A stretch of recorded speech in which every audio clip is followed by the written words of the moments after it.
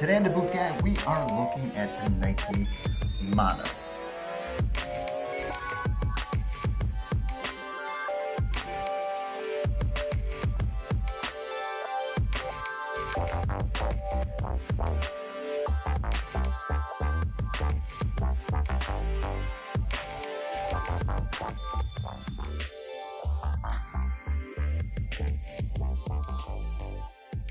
So stick around to the end of the review and I'll have a breakdown on which jobs I think the Manoa is best suited for. So right off the bat, that's right, it's a Nike boot. It's lightweight, it's comfortable, it's bouncy, it's everything you would expect out of a Nike boot. Now, is it a real work boot? No, but this isn't made for kicking shovels or doing construction. This is made for that other section of the blue collar work world, for those who work in the service industry, those who need an all black boot, somebody who wants to be able to run and jump and move and be comfortable and durable while doing it. So let's start right with the sole. Sticky rubber sole that has been glued, adhered, molded to a beautiful Phylon midsole. For you guys out there who really know Nike, who know all your gym shoes and all your sneakers and all that stuff, you know that Phylon is a really good midsole material. It has certain characteristics that you don't find in other midsole materials because of the chemistry and because of the way they put this material together in the processing, that once you break it in and once it starts to get softer as you wear it, it takes on those characteristics, those lines that appear in the Phylon midsole. Now the upper is a full-grained black leather, dyed and treated for water repellency, resistancy. It's not waterproof. They're marking it waterproof, but since it's treated, you know, eventually as you flex it, as you wear it, water is going to seep in. But out of the box, because of the way it's treated, you're going to be pretty safe in a thunderstorm. You're going to be pretty safe if you get stuck standing outside when this boot is practically brand new.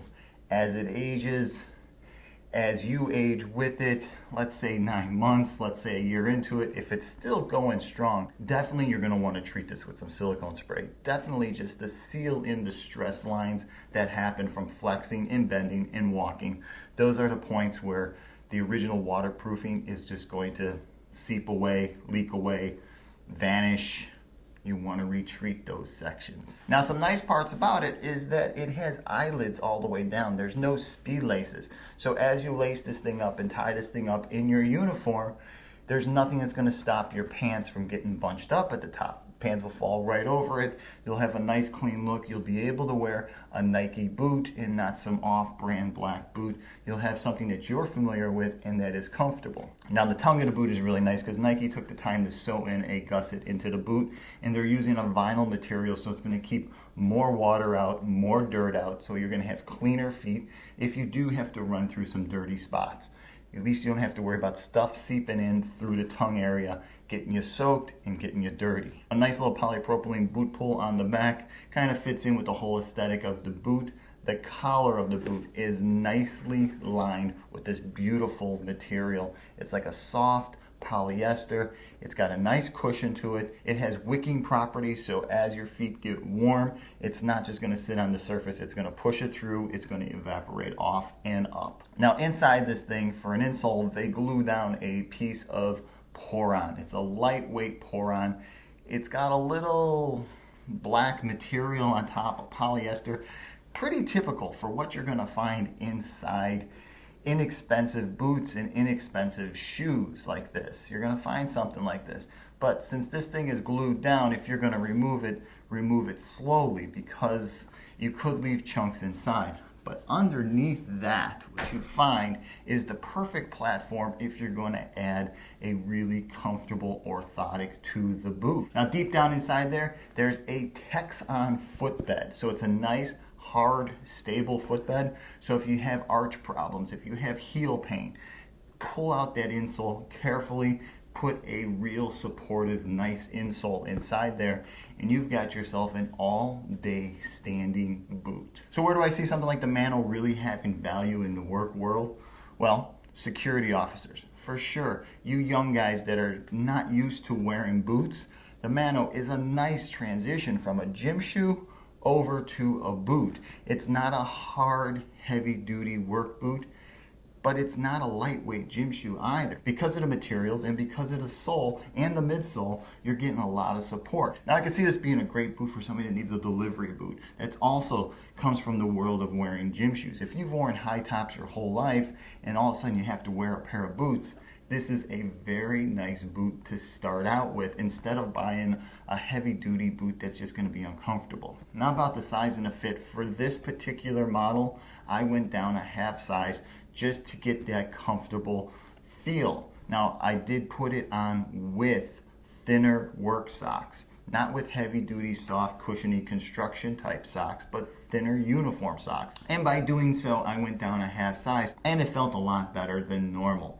So going down a half size is not key for most people, but since I did try it on with the proper socks, which you should do also if you're going to pick up a pair of these. Now a point that I need to bring up is the weight. They are extremely lightweight, so it is going to be comfortable on your feet all day.